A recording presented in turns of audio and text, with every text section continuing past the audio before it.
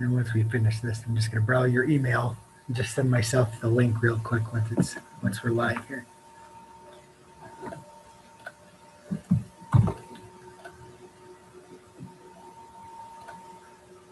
And once we finish this, I'm just going to browse your email and just send myself the link real quick once we're live here.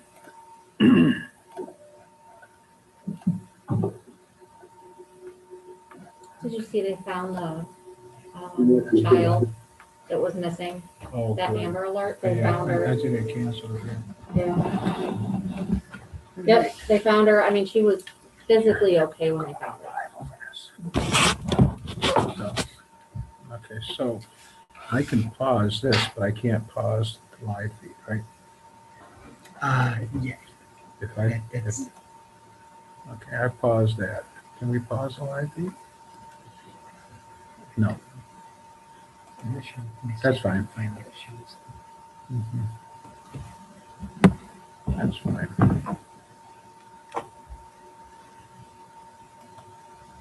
Okay. Okay, I paused that.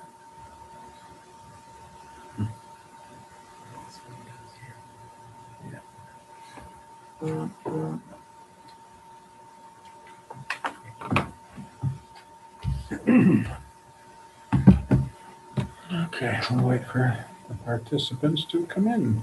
Do a little song and dance.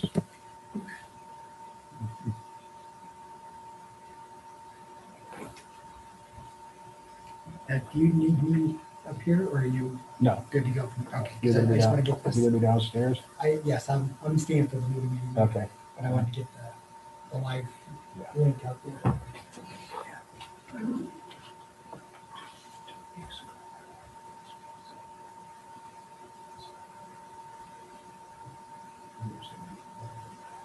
Oh,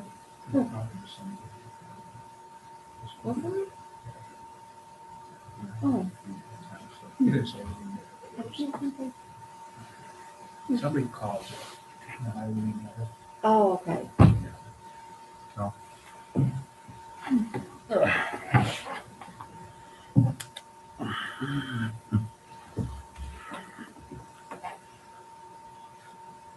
All right.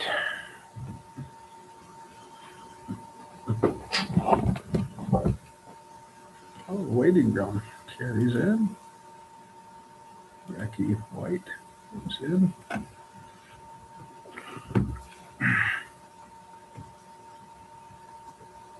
Hi, Carrie. Can you hear me? Hi, Mayor. I can hear you. Okay, got somebody peeking over your shoulder there. Got him in position already. He's ready. Becky White, can you hear me? I can hear you. I'll turn on my computer video and it will take a frozen picture of me, much like the frozen tundra we're in right now. Okay, okay. Hi, how are you? Nice to meet you. Very good. How are you? Good. You're going to be presenting to us tonight, right? Yes, sir. Okay. Once we start the meeting at 5:30, and I'm sure John Crawford will introduce you, and we'll do it there. So. All right. Very good. Okay. Where are you at? You in this area here? Actually, I am in Kansas. That is where we're located. Yep. And you see, I'm talking, but my picture's not moving. Uh-huh. It's just a lack of broadband in my area. So I may turn off my photo when I get to start to present because it may freeze up. So, and then the other fun part, we are apparently in the rolling planned scheduled outages, but they haven't told us what the schedule is. So we never really know if we're gonna go down on our power. So I have backups. I have my Wi-Fi and my computer's charged up. So I should be in good shape. Okay. All right. Do you get the Dorothy jokes being from Kansas? Oh, every once in a while, I should have some little red sparkly shoes. That's my next step. Okay. I think we all should. Well, welcome. We'll be the council's coming on now. Paul Gonzalez is on, and Linda Witt is on. Hi. Hello. Hi, Carrie. How are you? I'm good. I have nice warm tea. I'm ready to go. Yeah, what's your mug say? Let's see. I think it's have yourself a merry little Christmas. Oh, It goes in the snow outside. yeah, really? So, At least the Christmas shopping's done. I know. That's true. Okay, we got Jason coming on.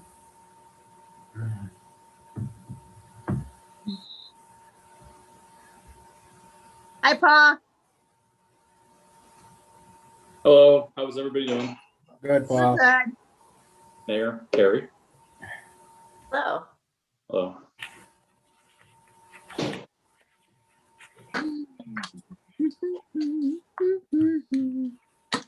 Hi, Jason.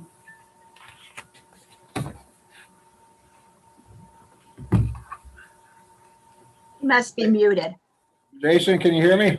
Yeah, I'm here now. Okay. Hi, Jason. Hello. How is Hi, everybody? Jason. Are you in the garage or the car or the truck? I'm in my office today. Good. Good to Nice see and you. quiet here.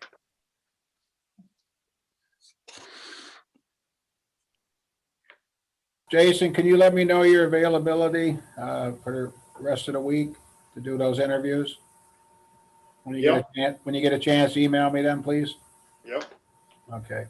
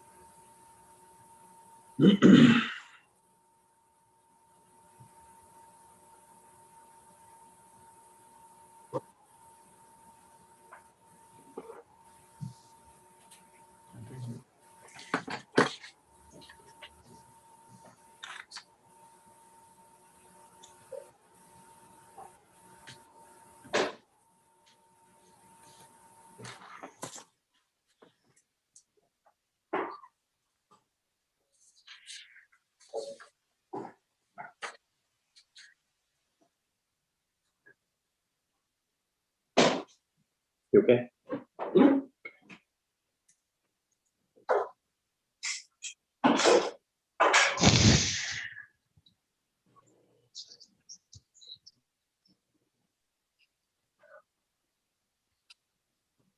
Hi, John. Hey, Linda, how are you? We're good.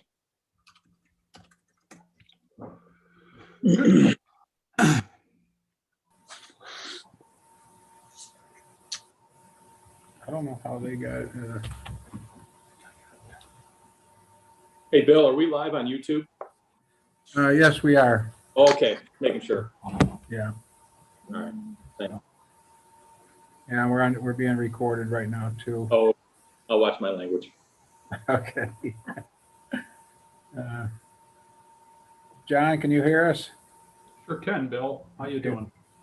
We had a little bit of a conversation with Becky White. She's on. Oh, okay. Hi, Becky. Good evening. How are you tonight? Fine, thank you. Thanks for joining us. Thank you for inviting me. I appreciate it. Absolutely.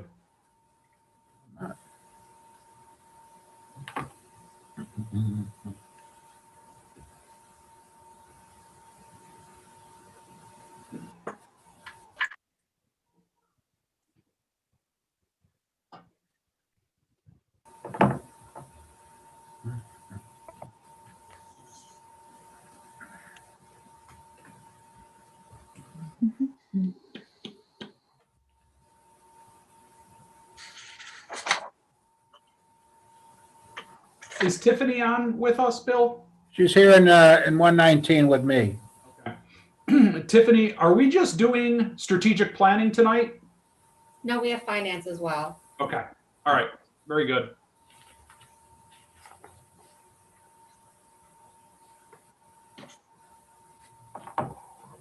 So John, do you want to go first or do you want finance to go first? We'll go first, if you don't mind, Linda, just because we have a guest. That's fine. All right. Very good. Hello, everyone. Hello. How you doing, Michelle? You know, you'd think I would keep changing it, but she's using my laptop working from home. Every time I log in, it's like, nope, too late.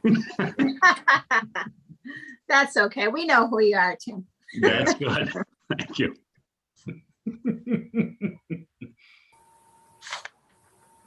don't know if I should.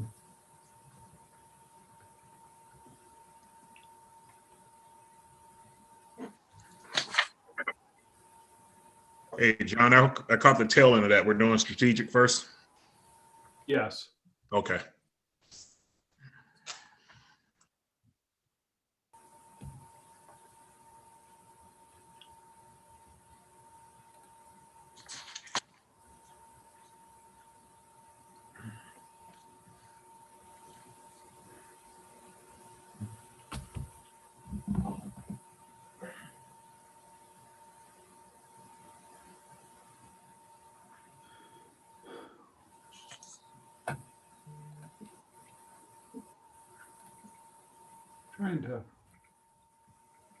Trying to identify the difference here between these change orders.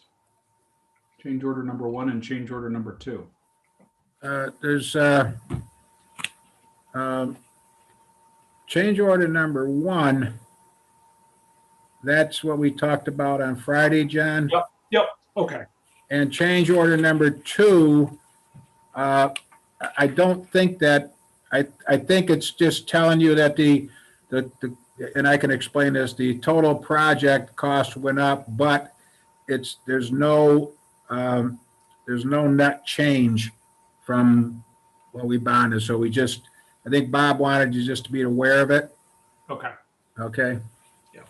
So. Yep. I understand. Very good. So it seems that Alderman Anastasia has been trying to get on, and he is having difficulties. Okay. Once again, if someone maybe could resend him the link, please.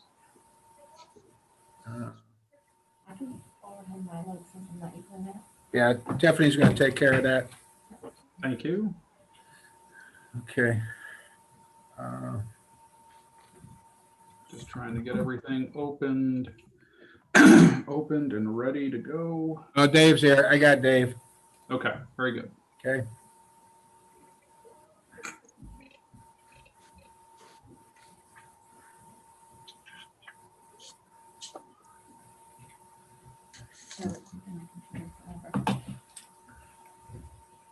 Wow, can you hear me? That took me 10 minutes to get in. Gotcha, Dave.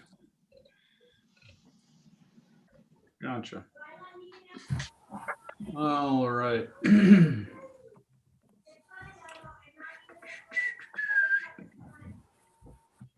I'll do.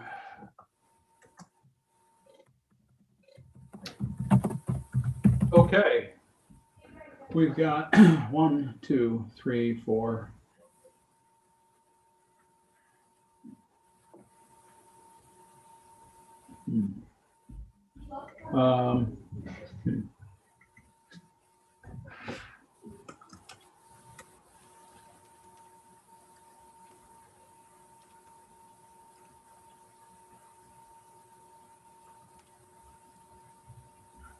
All right.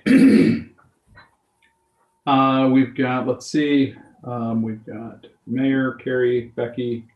We've got 1 Alderman, 2, 3, 4, 5, and me, Bob, and the fire chief.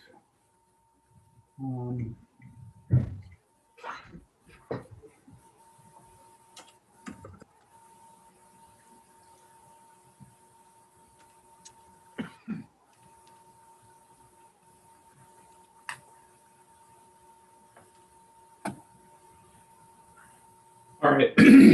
So do we see any problem to get going? I don't, I'm gonna, I responded to you, Bill. yeah, okay. Now, how do Okay. I take a screenshot? Screenshot. Is there? Okay, just to let you know, Rick, you're unmuted. So just to let you know. There you go. Okay. Having a class full of students, this Zoom environment, sometimes people can not realize they're unmuted, and then all sorts of exciting stuff happens. So, okay. I'm going to go ahead and get started, if you don't mind. Just trying to get my paperwork in order. So I will call to order the Strategic Planning Committee for Tuesday, February 16th, 2021. Let the record show that all aldermen are present.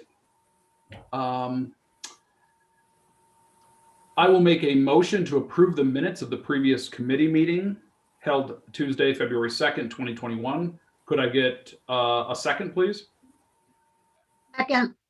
Seconded by Alderman Witt. All in favor? Aye. Motion's made. No unfinished business. We do have some new referrals for consideration. So first on the list here tonight, I have a guest from Civic Plus, Miss Becky White. And this is just going to be really the first of many discussions and conversations. It's a topic that came up out of our Diversity and Inclusion Committee. Additionally, it goes on par with the movement of our city to really create an identity and work on our marketing and branding moving forward. So that's kind of the other agenda item here tonight for strategic planning. So she is from Civic Plus, which is a website design company specifically for municipalities. So I'm not going to steal any of her thunder, but I would like you all to, I've asked her to present to the Common Council, and yeah, I'm fine with that, Bill. And to the Common Council, to the mayor, and to the community and the city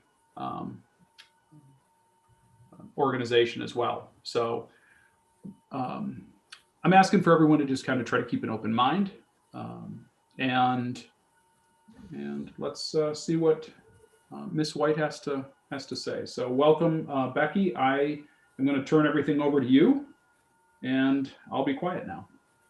Very good. Thank you very much. I am going to go ahead and share my screen here. I will say that Chairman Crawford has been nice enough to give me approximately 30 minutes. I'll try to keep to that and be very respectful of your time and keep this moving right along. So I appreciate your time. I do like for this to be a dialogue if at all possible. So if you do have anything that you'd like to insert, ask me. I'm happy to answer questions as I go. I did put together a little PowerPoint here very quickly so that I can introduce myself. I'd also like to know if any of you have anything, once I share with you some of our conversation, if you want to add anything to that. Talk to you about project philosophy, our technology, design and functionality, and answer any questions you might have. So I did have the luxury of having a conversation with Chairman Crawford last week. And he mentioned that you are a revitalized city with a hometown touch. I thought that was very intriguing, and to the point that I put it in quotes and put it here because I felt like that was kind of a summary of our conversation. One of the other things that we talked about was transforming your online image, and he really touched on that to show that you have a healthy, growing area with a modern, inclusive, and diverse community. So obviously that's something that you're trying to get to, and we want to make your online image reflect that. Also, in the vein of inclusiveness, to have a highly ADA compliant digital doorstep so that you are accessible by 100% of your community. That is a mandate by the federal government that you're supposed to have ADA compliance. And so that's something that we keep in mind as we build your new website. If you do decide to partner with us, we do, 100% of our business is with local government. I'm not going to just have this be story time with Becky, but I thought it would be good to at least look at an overview of what you're looking for this project to be, if you do decide to go that direction. Also, just to align your services so that you have more of an ability to be virtual and have digital services add to convenience and customer satisfaction. Enhance your communications to let residents know about local news and current events quickly and easily. That sounds like an easy thing to do, but it all kind of depends on what your infrastructure is. So that's one of the things that it sounds like you might be looking to improve there as well. Paint a picture for potential new business or residents so that you can promote economic development, bring people to your community. It sounds like you've invested a tremendous amount of infrastructure and in your hopes for growth. You have a full service fire department, police department, and an airport, letting people know about historical significance in your area. And it sounds like you have a lot of great opportunities for sporting events, senior center, snow skiing, youth events, parks, and that type of thing. So I guess I want to stop here and just ask around the room, if I gave you a magic wand, are we missing anything? Is there anything that you would add to this list?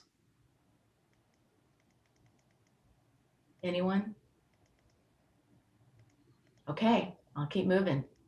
So obviously COVID-19 gave us a lot of things to think about, and we are already buying a lot of things on Amazon and Walmart, having things shipped to us. But how did that affect local government? We had to go to a model where you were able to still serve your residents. So you had to work from anywhere, anytime, any place. So the telework for state and local workers is up 575%. Clearly that ability to communicate through multiple channels is critical.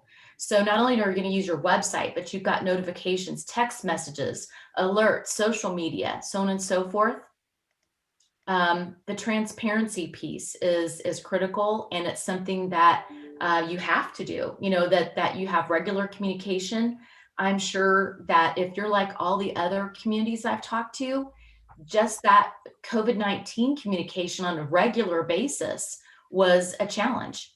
So 61% of officials believe that COVID-19 expedited the digital transformation of their organization. And then, of course, combating the spread of misinformation. So if your community has a chatter page or something that someone said on Facebook, or just putting information out there, you need to be, own your brand and own your message and be the legitimate and accurate place for people to find information. So to talk about Civic Plus, we have over 4,000 local clients that we are partnered with, over 100,000 users in that space, and over 250 million people are impacted by our software and services. So what we're trying to do is make government work better, help you communicate, help you do the things that you need to do, and give you tools. Of course, that's going to, empower your staff and help that citizen experience be a little easier. So Civic Plus, we work with a lot of your neighbors. In New York, we have clients in over 50 states across the United States and in Canada and Australia. But when you do talk about, why would you go forward with anything other than what you have? You have to think about different things that help you do what you've been tasked with. So as we not only offer websites and communication, but we offer a multitude of different software. If you ever purchase other software, it's still a single sign-on to utilize that software. We're helping you with mass communication through email, social, text. We do consulting, training, of course, the ADA compliance. And with our solutions, you have every 4 years, you get a redesign that's included. So accessibility, if you've heard about ADA compliance, one of those things are, about 18% of our community is actually struggling with this. This could even be people who have color blindness. It's of course hearing impaired, visually impaired. So we're building your website where it's highly accessible. We actually train content providers and civic leaders on that accessibility, and continue to provide services to that end. Since you are one of the largest targets for hacktivism, we're continually putting a lot of time and effort into research and development. We've actually been consulted by the FBI. We're helping communities large and small, though, because even small ones like Ferguson, Missouri, several years ago, that was a community of 25,000, not a huge area, but they were attacked. That was the largest DDoS attack in history. And they were actually our clients then, and they still are. And we helped them through that situation. But as time goes by, and I know that you've had situations in the past where you've actually had the experience of being hacked, we write it into our contract that you have a 99.9% uptime guaranteed in your contract.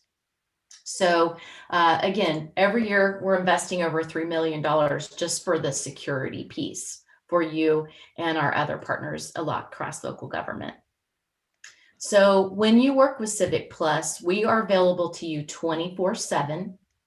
This has been something that I think really separates us from a lot of our competitors, is that when you contact us, you will call us and you will get a hold of someone who works for Civic Plus. We don't outsource any of our tech support or customer support, and we will answer your call and we will help you with whatever it is that you're working through.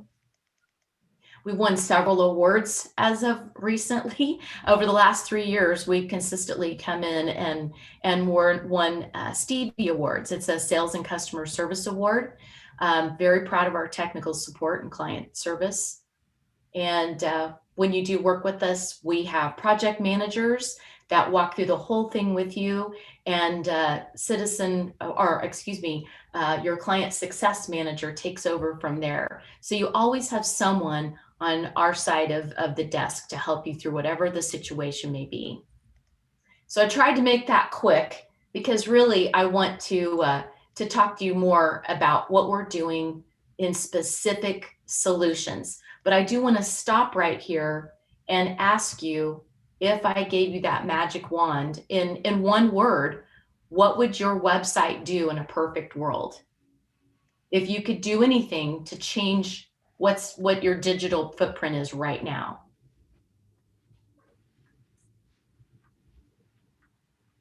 Well, I guess I'll go ahead and I asked you to join us, so I'll go ahead and be the guinea pig. I would say unify. I would say that local government provides a heck of a lot of services, and we've got a lot of great programs, and we've got a lot of great things going on. But to have a solution that brings our community together, right? To bring them close, to bring everyone closer together with information. Love it. I have a question. John, I'm sorry, were you done? Yeah, Paul. Yeah. Okay. So one of the things you mentioned is like a mass communication perspective on the software. One of the things specifically happened a few years ago in my district, my ward. There was a boil water advisory, and I got a lot of feedback that kind of happened in the middle of the night. There was a water main break. Everybody woke up, and by the time everyone was notified, it was 10 o'clock in the morning. Everybody got up and brushed their teeth and made their coffee, and while they were unknowingly under a boil water advisory. Is that something that could be a solution where we could have a mass text or a mass rapid communication system that we could deploy to certain areas of the city? Yes. So I will show you, we call that Notify Me, and I will absolutely show you how we do that. When I mentioned before, and I'll let everybody else chime in if you want to, but I think it's important to show you this. When I mentioned that we have multiple solutions, we're going to talk about Civic Engage this evening, which is website design and hosting, but we also have mass notifications and emergency management software. We also have Parks and Rec management software, low code forms that help you be more virtually available online with online forms, civic clerk agenda management software, citizen request software. The reason I bring all of this up is that this website is going to have light versions of all of these pieces. So on the mass notification piece, we call that Notify Me, and I'll show you an example of that as soon as we kind of get into some of those exact solutions. Okay. Does anyone else have anything I can answer before I move forward a little bit? No? Okay. All right. So I think it's just important for you to know that we have those, because sometimes your needs are a little bit more robust than what the light version does. And so we want to make sure that we're answering to that. So I always like to bring up your website so that you can kind of look at what you have right now, because it's kind of like the phone book. You don't look up your own phone number, right? I don't know how many of you actually use your website or what you do when you go here, but it's important to think about what that impact is when someone comes to your website. How easy is it for them to find things and learn what's going on in the community or get that information? So just by way of showing you some examples, when we talked last week, Chairman Crawford and I were talking about some different examples. He remembered that Buffalo was one that was near you. We also do the state capitol. We have Albany. But I chose some smaller versions that are a little bit closer to your size, because I don't want it to be like, oh, well, that's Buffalo and that's Albany. No, we're helping different communities that are the same size as you are. And I also like to show multiple examples so that you can see that we're trying to get to what your vibe is. What's the feel of your community? We're working with all of these communities. All of the navigation is a little bit different, but there are things that are similar too. We use drop-down menus that are mega menus, because sometimes the people that come to find information at your website don't know what particular department handles that particular thing. So we're trying to really make this easy for them. We give them a how do I. So really some of this stuff could have been found under the other menus, but they don't know where to find those. And I think what's really important is this search box. If I go in here and I type in, a search, let's say I go and I type in water, it's going to do, it's intuitive. It's going to go and it's going to find things about water that are in our website. But no matter what, I'm going to stay inside of this website. So it's not going to go out and do a Google search or something like that. Another thing that's really, really important is that your website be mobile responsive. Your website's not mobile responsive right now. And so that's pretty critical. A lot of people are using iPads and their phones to log on and do things, to tell you about reports that they want to make or information that they want to get. And so everything we do is also gauged towards that. If you want to bring a photograph in, it will automatically compress that photo so that it loads quickly on a mobile device. It also won't let you publish that photo until you put an alt tag on it. So an alt tag is basically you naming that photo. And that's right along those lines of that ADA compliance. It's to help keep you compliant. Brookhaven, that's another one that's actually, on the other side of the state from you, but I like their site because there's just different things I like to show there. But really the one that I wanted to use, because they do use a lot of they're very similar in size to your community. And I wanted to make sure that I kind of show some different pieces. So the Notify Me was one that, may I call you Paul? Is it okay if I call you Paul? Absolutely, of course. Okay, thank you. So Paul, Notify Me basically builds, this section builds itself. It actually gives you the ability to go in, and all these other ones have it as well. But when you go in and you are putting content on the website, it actually allows you to, with one click, say, yes, I want to send a notification about this. You may want to send it now. You may want to send it a week before the event. But to your request about the boiled water alert, boil order, you would go right in here and like I could sign up for the alert center. And I can actually go in here and I can put in my email, or I can put in my phone number, my text. So you could send me a text and or an email about the things that I am interested in. So what I like about that is just the fact that it allows me to sign up for what I want to hear about and not necessarily all of the things that are happening. You'll notice that there's multiple calendars here. So your different departments can have their own calendar. It all flows over to the main calendar. But I can go and I can sign up to get, from a particular calendar. So if I go to the main calendar, let's see what they've got theirs here. I can go here and I can view all the meetings, all the events, and this will actually let me select any calendar that I want and subscribe to it. So I can actually go in here and I can pick whichever calendar I want.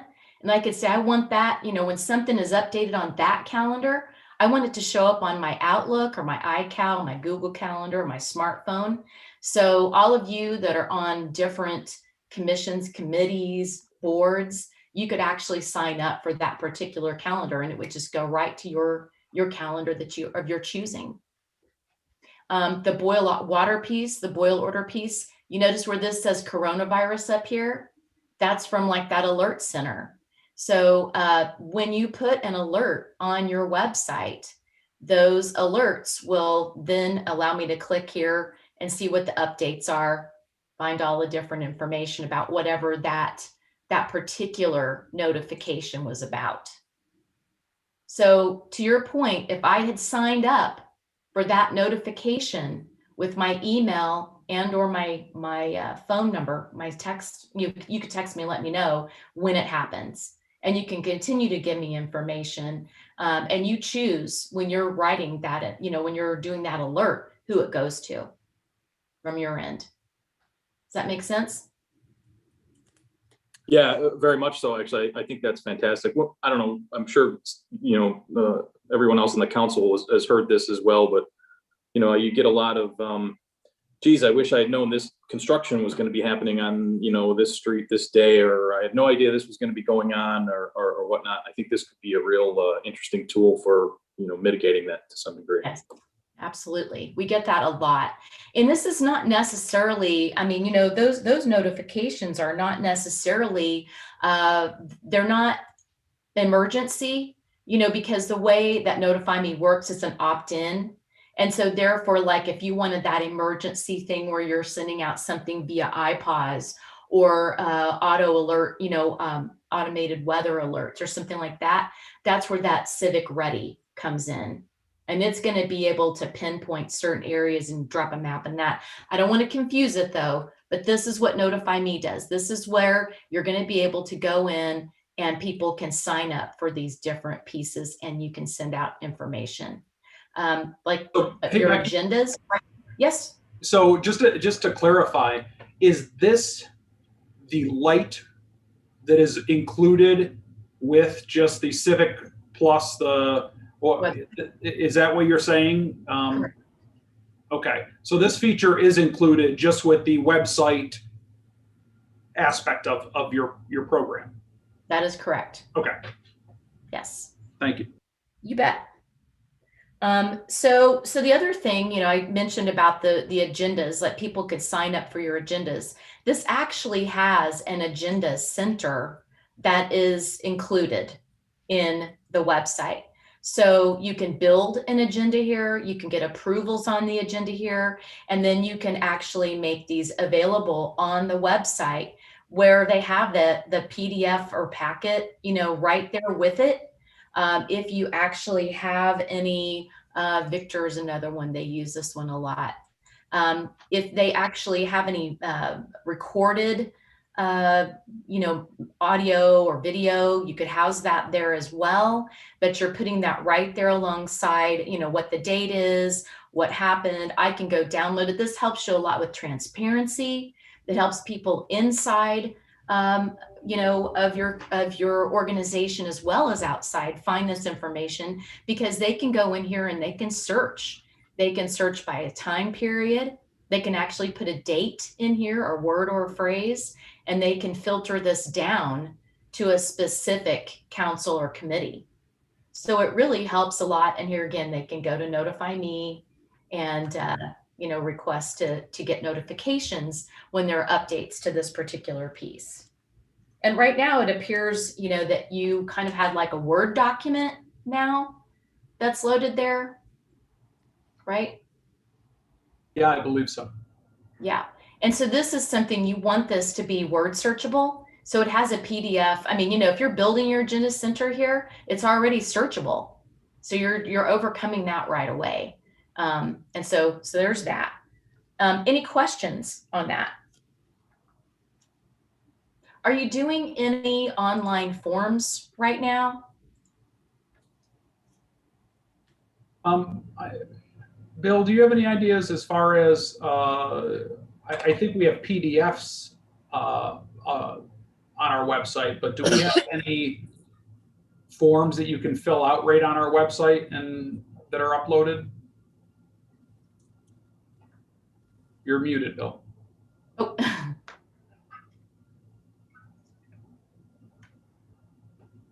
I'm sorry, Mayor, I missed that. You were muted.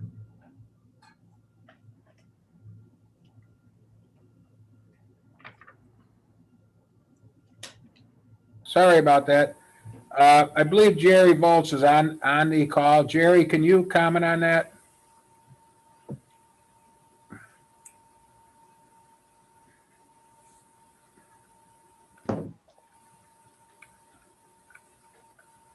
Well, we can definitely find out and let Becky know.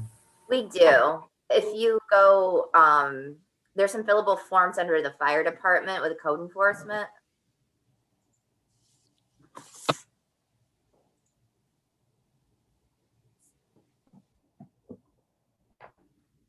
Okay, so there's a PDF forms and applications.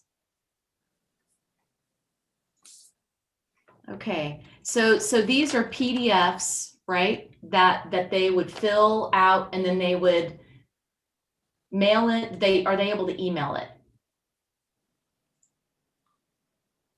Yes, you can email it to codes@cityofolean.org. Okay. So some of them, it looks like, I mean, if I fill out some of these PDFs, I might have to fax it in or mail it in or something of that nature, right? On some of these? Yeah, we get them through email as well, because I handle some of the forms through there with the site plan review with the planning board. Okay. So some are just filled out as PDFs and submitted electronically with a signature. Okay. I'm going to pull this one, and I just like how they've done this. So this is just an example of our form center. I just like how they've done this. I like this example because if you build an online form, we will build some forms for you out of the gate, but you can have unlimited number of online forms. So what's nice about this is they're drag and drop. They're very easy to build. There's templates that are already built in. But when you go in here, you can mandate that certain fields, like the ones that are pink here, you can mandate that has to be filled out before someone can submit this. And it just, it says that this field is required. So this is keeping track of the forms that you're receiving, and it is putting it into the archive And it's giving you that capability of acknowledging them as opposed to somebody walking it in, mailing it in, that type of thing. So that might, and this is something that would be good for all of your different departments. Everyone could use it. All the departments that are in the website have the capability of using these. Does anybody have any questions about that? I do. Yeah. Hi, this is Linda. I'm just curious with, for instance, if we go back to codes, they have software that we bought for different purposes in there. So could their software interact with yours? Sure. Yeah. Okay.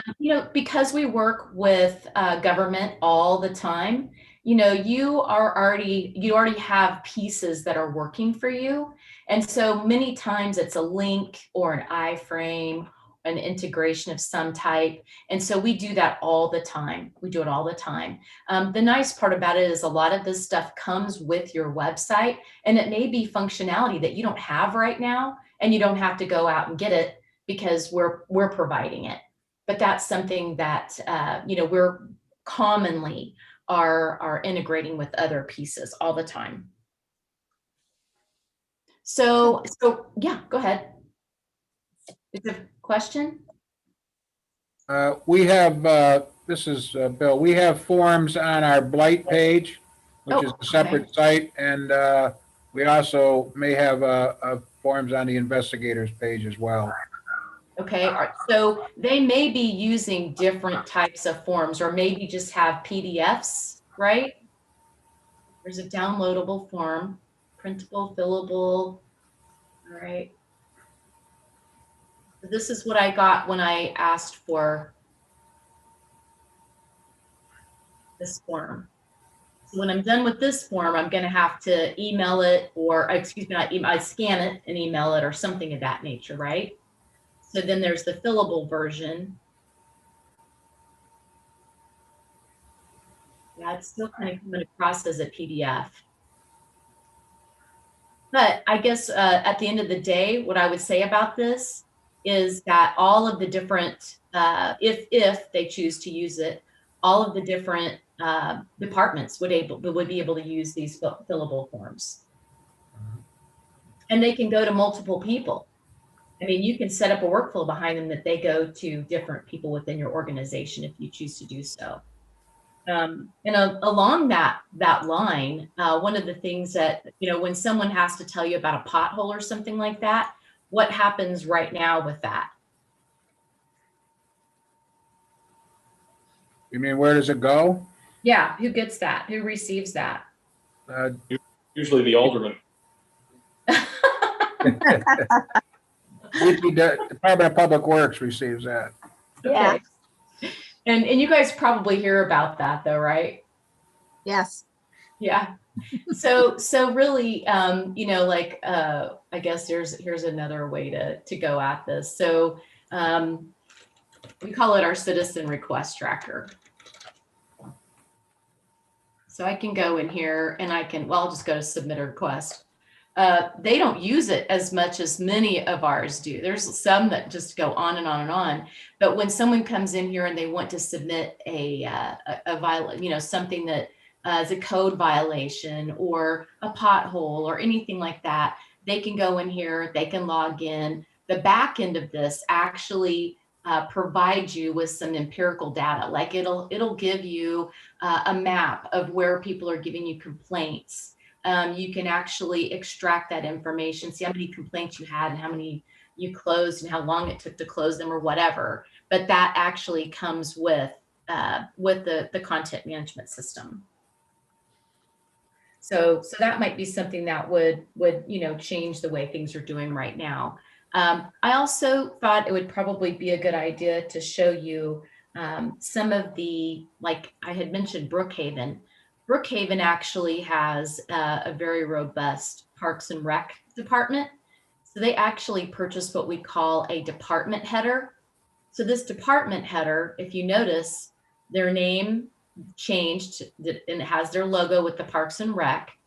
All of these drop downs are all about Parks and Rec. All the photos, all of the navigation, everything is all tied to Parks and Rec. So this might be something that would appeal to you from the standpoint that if you have multiple websites, or if you have some of your departments that have a lot of content or kind of want to have sort of a little bit of an independent look, this is available to them as well. Do you have any questions?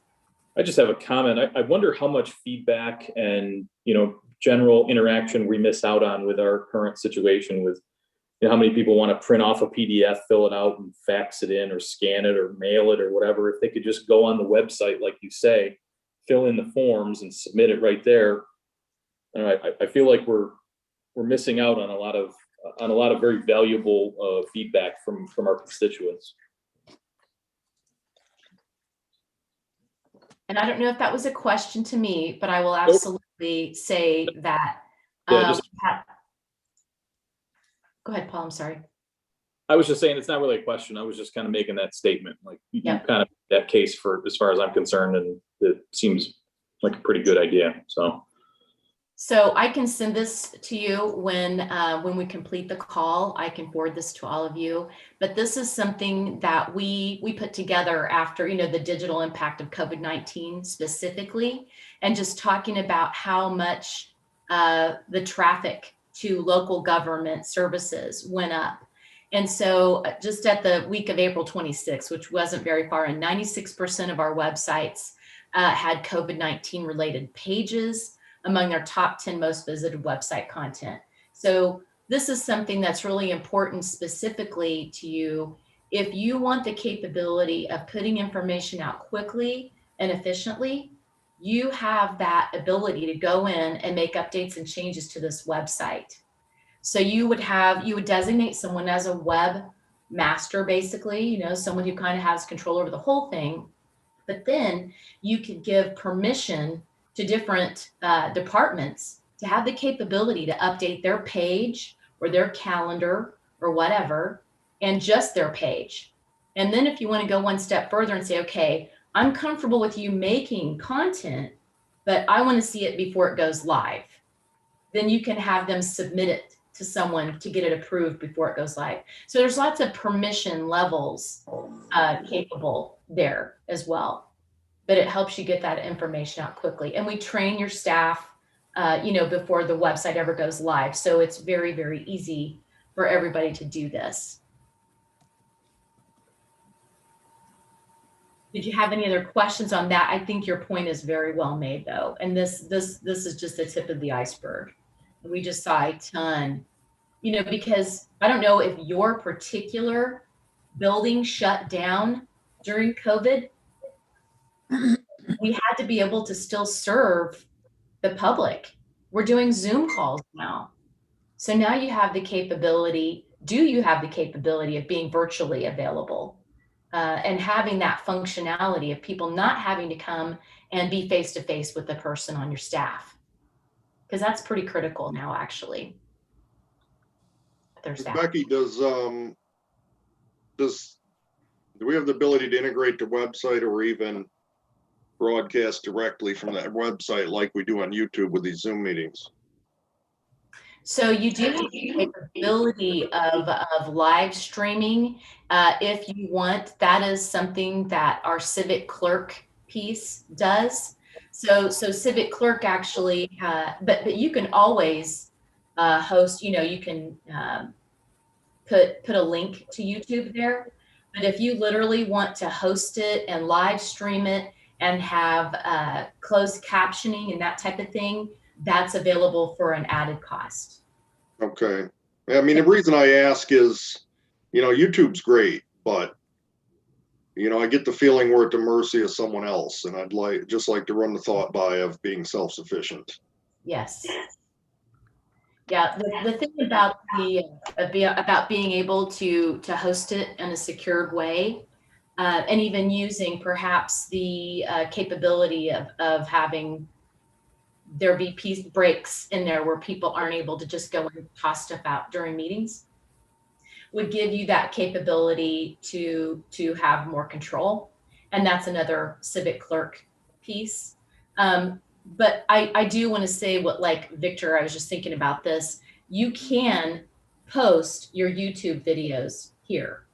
You know, you can put them here, but if you want to live stream and have closed caption and have you know, us help you with that, that is an added cost. So I just want to make sure there's the two different, I answered your question correctly both ways. Yeah, I just want to know if it was possible so we could run the thought by, you know, what we look at in the Yes. future or getting with this. And thought process is, you know, say we use this website, you know, there's some kind of emergency or something, mayor needs to make a statement or somebody does, and they use the website, and you can't rely on YouTube at the time. Yeah. You know, let's say they were down or something, right? So we would have a more direct way to address the public. Absolutely.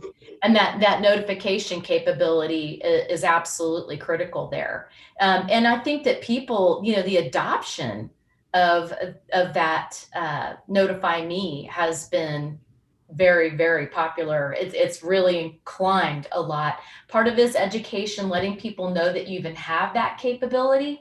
But then, you know, getting them to sign up for it's very easy. I've talked to a lot of communities where they had the capability of signing up for something, but it was really hard to unsubscribe. And this is very, very easy. It doesn't require any of your staff to intervene at all, to have people sign up or unsubscribe. Yeah. Hey, Becky, that's a interesting question.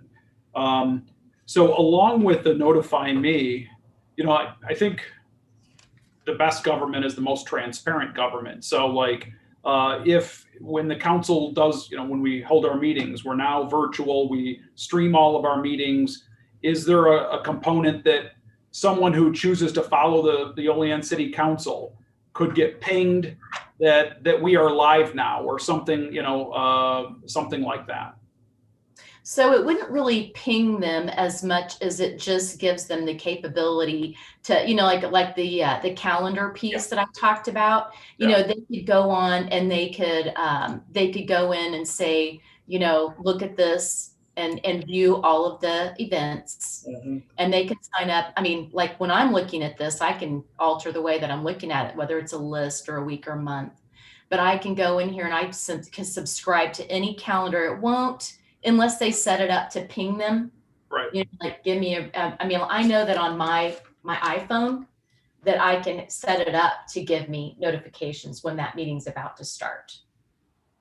But it will share it with all these different calendars. Okay, thank you. Sure. Anyone else have any other questions? Becky, it's Linda again. You know, this looking at websites and having you come talk to us, it was all set in motion by our inclusion and diversity group or committee. And my question is, what would you do to make our website for the city of Olean just have more of a what I want to say, show more diversity in our community other than pictures? How would you go about doing that to help, you know, attract people of different cultures? I guess I'm not quite sure what I'm asking, but that was the original question when we talked about looking at updating our website. Well, and I do appreciate the question. And I think a lot of it really does boil down to your photos and things. I know that seems like a really, you know, obvious thing for me to say, but I do think that you capture, you know, in photos, you know, what your community, what's going on in your community. And I also think that capability to communicate better, you know, to let people know what the events are in your community and have people sign up for those notifications. I mean, you could even have a notification in your Notify Me that is about inclusion. You know, if people want to know about particular events that are around inclusion, I think that's something that you can do that way as well. Does that sound like a plausible answer? Oh, sure, that helps. Yeah. But I do think that photos, I think the thing that I like about a lot of these are the photos. It is about that capability of expressing things. And I've got lists and lists. Well, as a matter of fact, here, I've got a whole design gallery of different looks and feels and that type of thing. Because different places I want to have square buttons. I want to have round buttons. I want to have, I want to have my search be right up in the middle. I mean, it all depends on what your particular goals are of your community. When you look at each one of these are different. Yeah. Just real quick, Becky, would you go up just for one second, go up just a couple, Portland, Maine? Sure. Would you just pull that up? I'm going to go over to the left. So it won't close it. Here we go.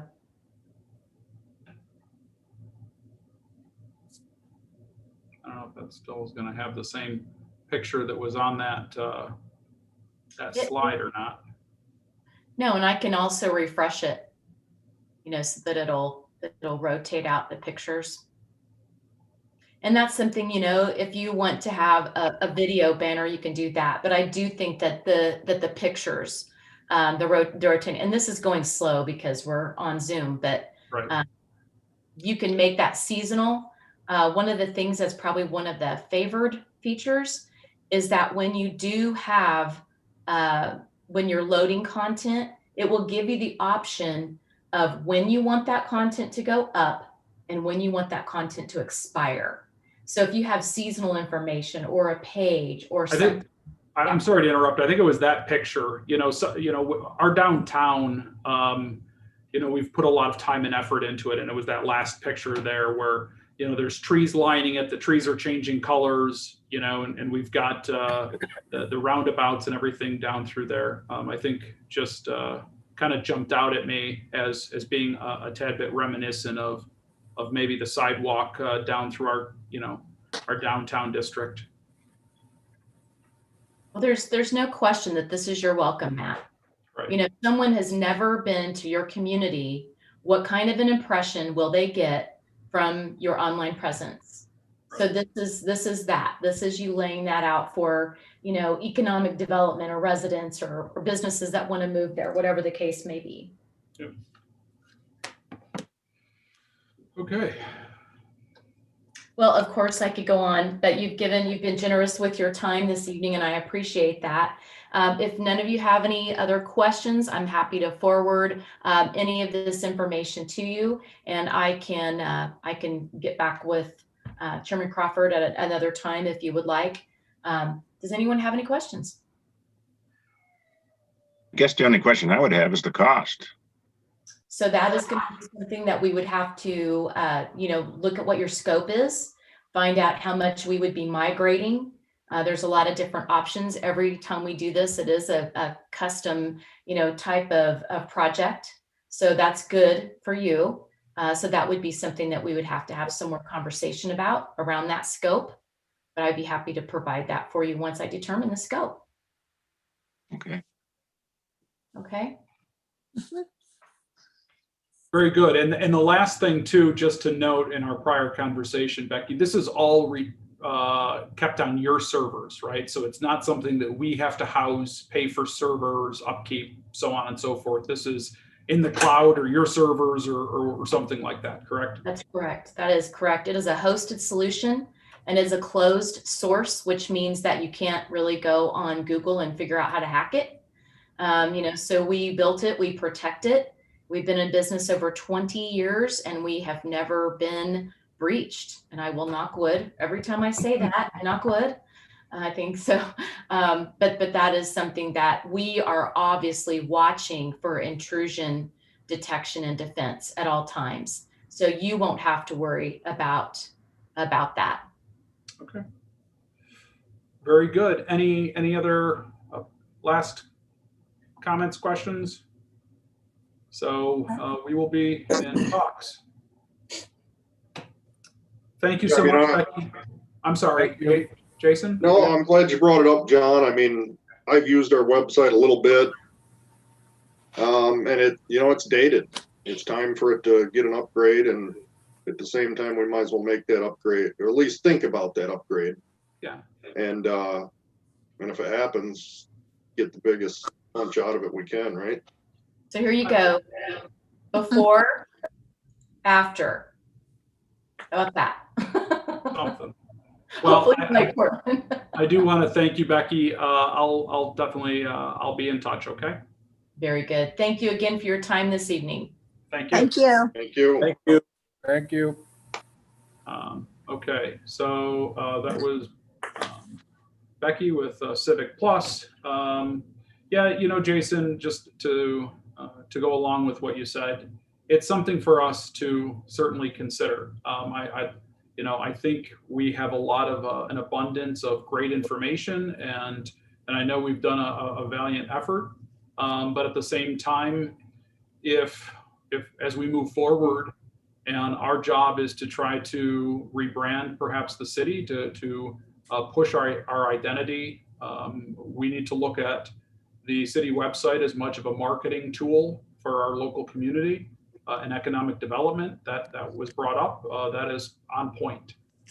When you think of someone who is possibly going to come take a job at the hospital, a doctor, and they're going to do a search of Olean, New York. One of the things, probably the first things they're going to pull up is the city website. And that was what surprised me. I think Jason or Jerry, one of you guys, started tracking the stats, and you guys shared that with us on the diversity committee. And I think I was really surprised, like the first week of February. So we don't have a full month yet of those stats, but I feel like the first week or 10 days of February, the city website had something like 1,500 unique hits. Like it was 1,000 or 1,500 unique hits. And I'm assuming that means 1,500 different whatever IP addresses. So people go to it and they use it quite a bit. We'll have to wait to see how the numbers kind of pull together at the end of the month here. Before moving along, any comments, questions? But just to put that into perspective, the 1,500 hits, that could also be bots that are hitting websites as well. So it's okay. It's not like, I mean, to what purpose is that, Jerry? What's the purpose? Why is a bot coming and hitting Olean website? Looking for email addresses, looking for any kind of content that they could possibly use for scamming, selling anything. It's basically just looking to see if there's any valuable information that can fall off any websites. So people write, like when everyone's looking for the PS5s, they write bots that check every website that has, the searchable PS5 on there. And then it looks to, then they write other bots to go out and buy them. So it's a similar to that. That's above my pay grade. I don't know how that stuff works. It's crazy, but yeah, I was going to say, we're not getting. So are you able to differentiate or no? That's a little bit more Jason's side. I wouldn't really think so. Okay. All we're really getting is IP addresses of what's hitting it. Okay. So we really can't tell so much. If we found out like Spectrum had certain IP ranges that it uses in this area, then you might be able to get it, you know what I mean? You might be able to narrow it, but again, that's a little bit more Jason's side. Okay. All right. Very good. Thank you. Okay. Moving along, anything? All right. Then moving along.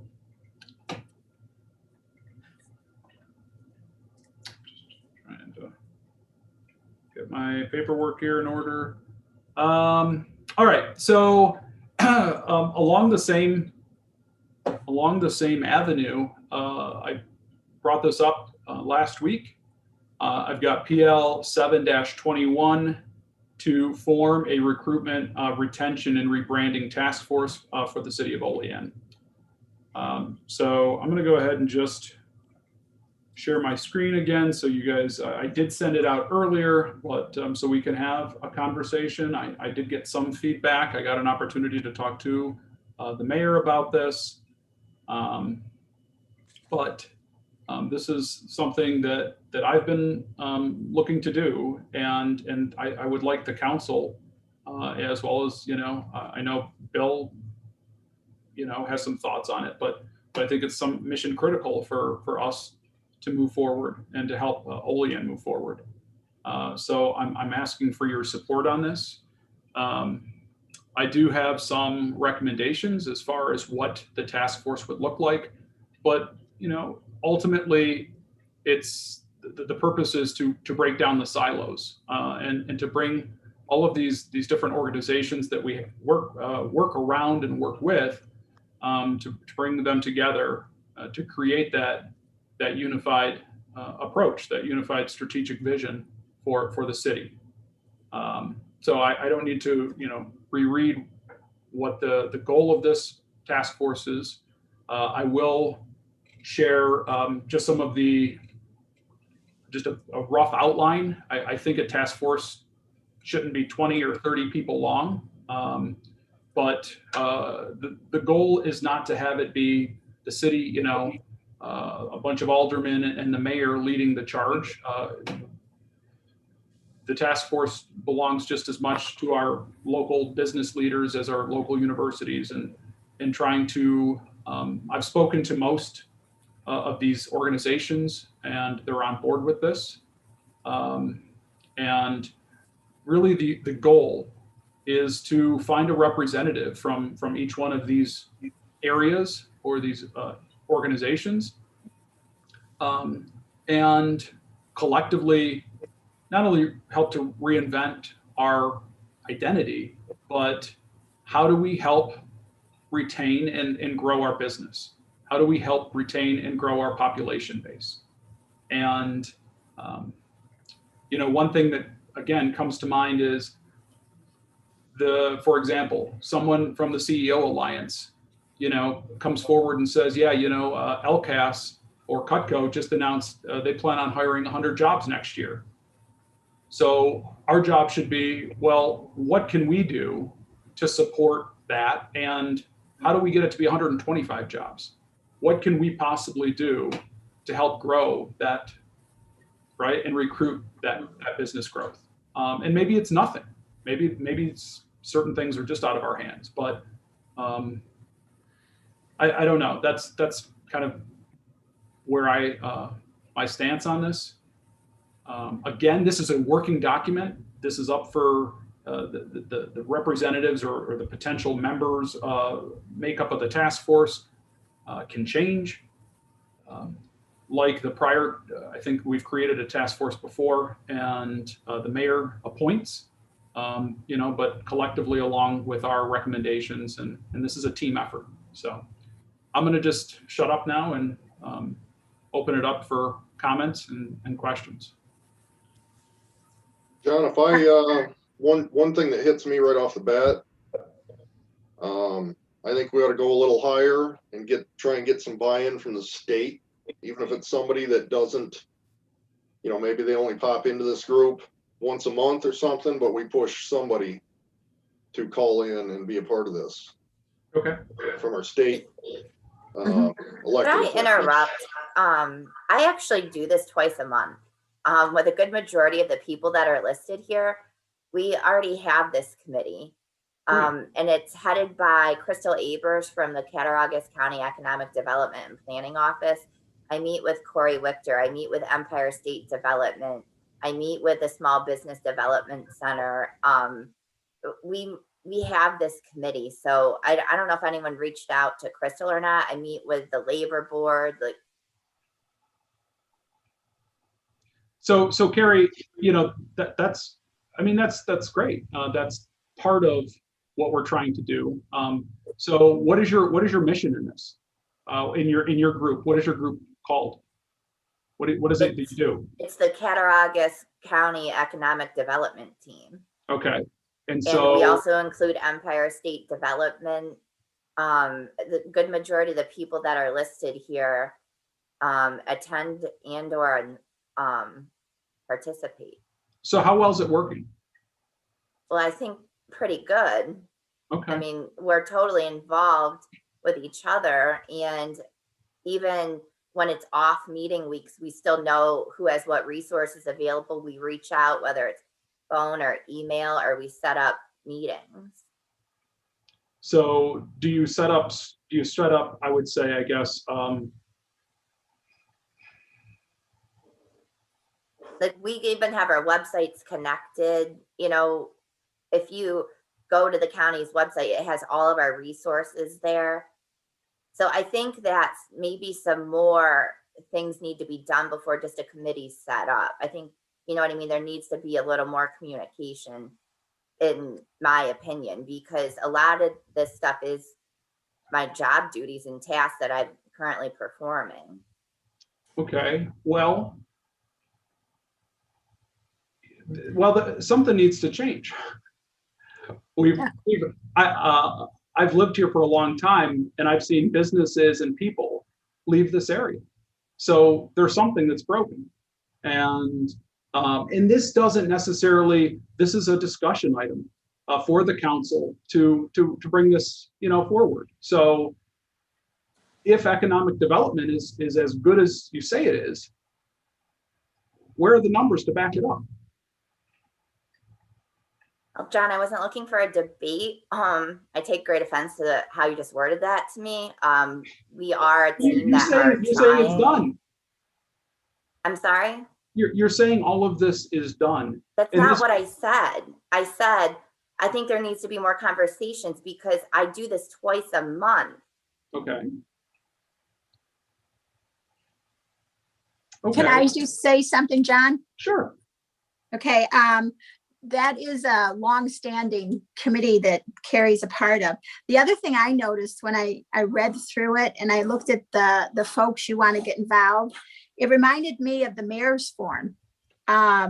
We used to meet quarterly, and I'm sure Mayor Elio does this also. These are the same players. I mean, the same players are going to be the same players no matter how you look at it. But this is basically what the mayor does. We get together and different businesses would give us updates on what they were doing. As you said, if they were hiring, if they had, like Dresser used to tell us, how many contracts they had coming, just different things. For instance, the people that built the new hotel, they would be included in the mayor's forum, and they would come and tell us their progress, how they were doing, attracting other businesses to come to that location. Cutco, they used to be a big partner in this, and it's ongoing. I think maybe what we need is to have Carrie come to us maybe once a month, if not more often, and give us updates on this stuff, or Bill share what we do at the mayor's forum. But a lot of what you have here is exactly what I remember from the mayor's forum, and it's pretty much what Carrie's saying right now. I know I've talked to Carrie about what's happening at the mall. I think that should be an ongoing discussion. We've talked about the hotel, and at one point, the people from the state have come down. We had a day-long forum with the, different people from the state. I think Jeff Belt set it up with the regional people. And so I think we need to do more of that. I think you're on the right track, and I think we need to do more of it, but maybe we need to ask Carrie or the mayor to update us more often. I think everyone's trying to do something to help the situation at Siemens. But I had a gentleman remind me, Linda, the government, the mayor, the council, this is a private company, and they're going to do what they're going to do. And you don't have much of a say in it. But I think it sparked us to try and get more information and reach out to our present companies and just have more of an open dialogue. So I think that's what I see, what you have on the paper, and I would encourage that. So another idea, maybe instead of having Carrie come and report to us on it, maybe we have a council participant in this bi-monthly. and they can report back to the council accordingly. I don't That's know. an idea. So I guess, and maybe it's getting lost in the translation or lost in the shuffle. All right. So the regional economic committee, I would assume is a county meeting that you attend, correct, Carrie? The county based? Yep, I used to go to Little Valley twice a month. Now they're held via Zoom. So I guess there's big picture, and I guess there's small picture, and so maybe this is too large of a list, right? And there's too much overlap with people who are participating, like you said, Carrie, at the county level, okay? And they're working on the big picture projects and trying to do business recruitment and make that happen. Something that has been communicated numerous times to me is the lack of maybe obviously a marketing plan, a strategic initiative or an identity on the city level. And so maybe it's not trying to bring all of these different organizations together, but how do we, I still go back to on the local level for the city of Olean, what needs to be done to create an identity, a strategic vision, and that long-term plan. And We need to this is update the comprehensive development plan. That's our tool. That's what we should follow. I mean, we surpassed it. It's from 2005 to 2025. We had goals and visions that weren't even in there, and we surpassed them. And I think it's timely for the council to update it specific to the city. right. Okay. I agree. And so how do we do that in a collaborative effort? I guess I don't just agree that the city council establish what the long-term strategy is. It's the council's responsibility to update the comprehensive development plan. That's why I said it. That's how it's that's one of the council's were you if you don't mind, no, you weren't here the first time that we did that. Yeah, I was. Okay. So does that process include any of these in the Chamber of Commerce? I mean, Yes. does that it includes some? It's about it was either 20 or 25 person committee. So it'll be in the acknowledgements of the document. I don't have it at home. Okay. So I know you use it quite a bit. I do, and it's a good tool for us to get funding, because then I can reference it and say, hey, as cited in the comprehensive development plan. And that's how it's getting outdated, because we've done them and we've been successful in the fund. So would you say that it would be beneficial then to revisit that as a means to achieve some of this? Absolutely. Okay. It's part of our vision. It's part of our branding. That's in there, right. And our goals. I did it with the Brownfield Opportunity Area program. We did branding efforts there. Same with the Allegheny River Valley Trail and Recreation Plan. Same thing there. Visioning, branding, marketing. And it's all done. They're in the documents. It just, no one ever does it after that point. So we put it in documents for years. Mm-hmm. Harry, is there an internet-based ability to get in and see these things? Yeah, they're all on my webpage. Okay. So community the form-based code will be website. there, the comprehensive development plan, the Allegheny River Valley public access and rec plan, and the Brownfield Opportunity Area program. They're all under the Department of Community Development. There's different sections right when you land on the webpage. There should be some right on the right-hand side, and others are broken down by the programs and activities. Carrie, can I just say, I do remember, I was one of the council members that sat on that planning committee. Yep. And it was about 20 or 22 people, and some of them were from the list on this sheet. And I remember we had a facilitator, we had a company that came in and did it with us. And I do believe it cost between 20 and 25,000 for us to do this. It's not something that, it's a couple months. It was a year-long process. Yeah, it was over a year. Yeah. Yep, we had numerous meetings. It was really intense because it makes you look at everything. The entire city as a whole and the region. And then the good part about it is you meet with the department heads. They get involved and they say, hey, compared to what we had in the previous plan, this is where we're at. This is where we want to go. Right. And then it establishes the region. It gets all the players involved. And then there's like a tool, there's a guideline, there's a consultant that helps write it. So you have an action plan at the end. And then you can also have a facilitator that, puts the conversation back to the agenda items. So then you end up, you nail it at the end. And then you have a collective group of people that has that long-term vision, marketing, branding. And then that's our roadmap. And then that's what makes the city, the movers, the shakers, the trendsetters. This is how we persevere, but we all need to have a voice in it and get it down in black and white and on the web and share it and use it as a tool so that it's not just like, we didn't do it to put it on a shelf or to put it somewhere on the city website and never be seen again. Right. And I think the other thing that's very valuable, as you pointed out, when you go out to apply for grants, that's one of the things that you get points for, and you can show them that's a good what point you were too. planning. Yeah, it's and very I'll valuable. reference sections.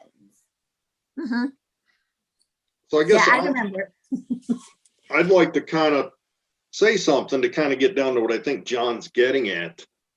And I'd like to understand, I see what you're getting at about the tools. We've analyzed what we've got. We put our funding and resources into building what we need to have. But how do we take that to the phone calls or the communications that say would go out to businesses looking to expand or put an operation somewhere? Like, how do we turn it into the marketing to people who are looking for a workforce and a place to hire that workforce? Can I address that a little bit, if I may? This morning at 8 o'clock, Congressman Reed hosted a meeting, both virtually and at JCC, of most of the businesses in the area that accepted the invitation.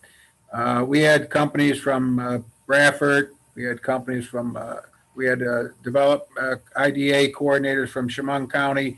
We had ones from all over the area.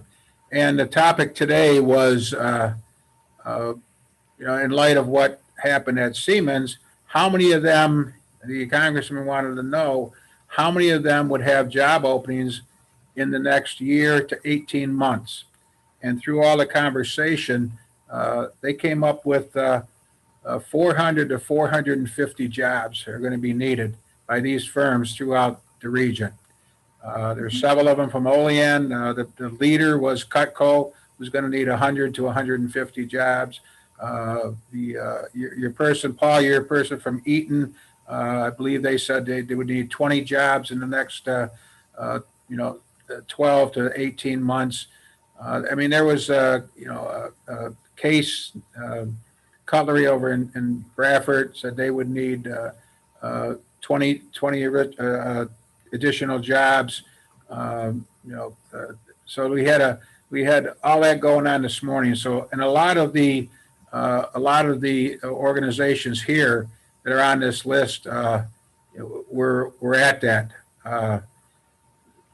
Minus a few, but it was very productive, and it showed that I guess the point I'm trying to make is show that there has been some teamwork going on here. This meeting was, I found out about it last Friday. It came in late, and Congressman Reed, they put this together in a short period of time. It was hosted by John Staley of Siemens. And they talked about, the workforce, a skilled workforce that we have in the area. They also talked about some of the things that, you got a person that's been 25 years, 30 years working at Siemens. They talked about the additional training they're going to need, because when's the last time they did a job interview? Things like that. So the one stop was there. They were talking about what they could do. So it was just a well organized, quickly organized, and all the individuals working together. The hospital stated that in the next 12 to 18 months, they're probably going to have, they're probably with turnover or with retirees and people leaving and that, they're probably going to need 80 jobs there, in that time element.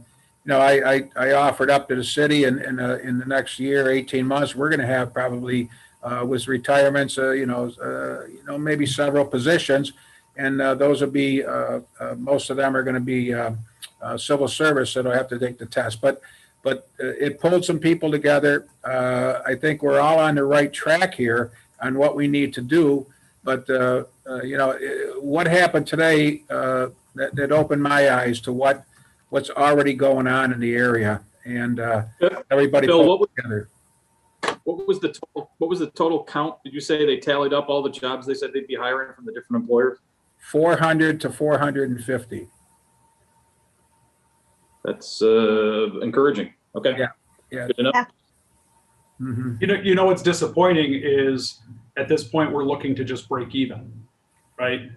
I mean, that should be a swing in the other direction, right? In the positive direction. Yeah. Well, you could say break even, but you could also say get back up off the mat. So. Right. Yeah. I mean, you look at, if Dresser or if Seaman was staying, this would be in addition. So, but you're right, Paul. It's get back up off the mat. It's get, and there's going to be they did talk about the question I asked is who's going to market the facility, and Seaman has realtors that are, that they're contracted with them, and they will be marketing the facility. So, but like John Staley said today, we're looking, they still have orders to fill. So we're looking at anywhere from, some layoffs will start 6 months down the road, but other ones will be a year to 18 months out. So we're all on the right. I think we're all looking at this as what can we do, and I think this is great. But I think we have to do some more communication here, and let's all work together. And I think, John, you got a good idea. I think you're on the right track there. Is we need to work with others and pull this all together. Yeah, and by no means am I looking to reinvent the wheel, right? I am looking to, and maybe the way you go about it is by reaching out and using the looking to update what our previous comprehensive plan and strategy with what it's going to take us for the next 20 years, and then working with some of these organizations to help create that brand and identity for Olean. Because obviously we're in a lot different position than we were, 15, 16 years ago. Yeah. You know what? I again, it's great news, and Paul, that's a good analogy to get off the mat. But I still can't help but think, we can go about things the status quo, and just go about our business. But the number one thing that I always hear from constituents are what are you guys doing to help bring people and businesses into the city? And you're all elected. You guys all hear that. And so that's exactly right, Bill. That's all this is, I'm trying to do is pull together if it's not a task force, a committee, I don't know, to help turn those 400 jobs into 500 jobs. What can be done at the local level, you know, if anything. So, you know, I've read different articles. I hope we're able to retain our industrial base and keep some manufacturing here. But the truth is, small city, small town America stands a better chance at growing their telecommuting workforce than their manufacturing workforce. And that's something that I'm sure is not, or I shouldn't say with certainty, but is probably not in our previous plan. And that's something that should be going forward, right? Is a strategy. Yeah. And I haven't been able to host the mayor's forum because of the COVID situation.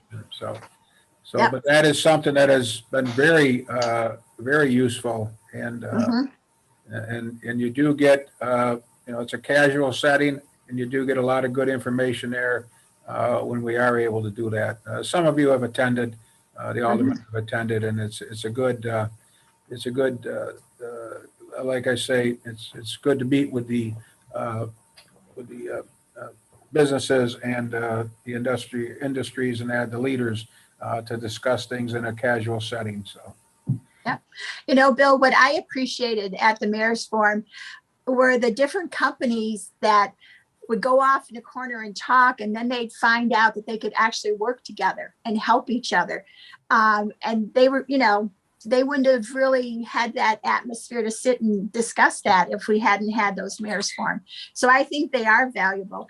I think when, you know, when I look at what John has here, I think the bottom line is, I think we need more communication. You know, have Carrie come to us and give us updates, or, you know, like you just gave us the update from Congressman Reed. I just think the council needs to feel like we're part of some of that conversation and those decisions. And I think that's, and I might be way off, but I think that's where John's coming from. No, I honestly, I mean, there's a bit of that, Linda. I guess it's more of taking action rather than being, you know, information is power, and I agree. And so asking Carrie, you know, once a quarter, you know, if it works out. How often? I'm sorry, Carrie, did you say you meet on a monthly basis? Every 2 weeks. Every 2 weeks. So, you know, monthly would probably be too much, but maybe on a quarterly basis, getting an update from the county's perspective, from the county economic development would be great. But honestly, Linda, it's about setting an identity and a you know, I guess I'm more inclined to look at whether it's setting a funding aside for a new comprehensive plan. Olean needs a new direction.